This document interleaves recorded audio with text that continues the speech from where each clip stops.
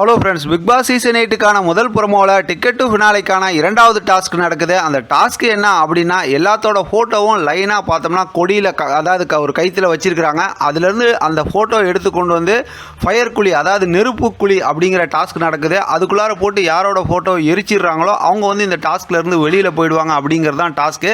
இப்போ எல்லாரும் பஜர் அடித்ததுக்கப்புறம் ரொம்ப ஃபாஸ்ட்டாக ஓடி போய் ஃபோட்டோ எடுக்கிறாங்க. அதில் முத்துக்குமரன் வந்து அருணோட ஃபோட்டோவை எடுத்து கொண்டு வந்து எரிச்சிடுறாரு. அதனால் அவர் வந்து டாஸ்க் விட்டு வெளியில் போயிடுறாங்க. அடுத்து மறுபடியும் பஜர் அடிக்கும்போது பார்த்தோம்னா ஃபோட்டோ எடுக்கிறதுக்கு எல்லாரும் ஓடுறாங்க. அந்த நேரத்தில் பார்த்தோம் அப்படின்னா ரயான் அந்த ஃபோட்டோ எடுக்கும்போது கரெக்டாக தீபக்கோட காலில் பட்டு போய் பறந்து போய் கீழே விழுவுறாரு.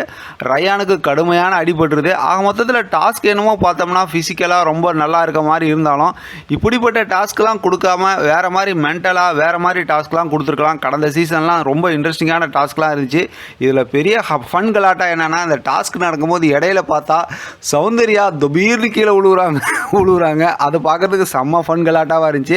பார்த்து என்ஜாய் பண்ணுங்கள். இதை பற்றின உங்களோட கருத்து கமெண்ட் பாக்ஸில் தெரியப்படுத்துங்க. தொடர்ந்து ஆதரவு கொடுங்க. தேங்க்யூ ஃபார் வாட்சிங்.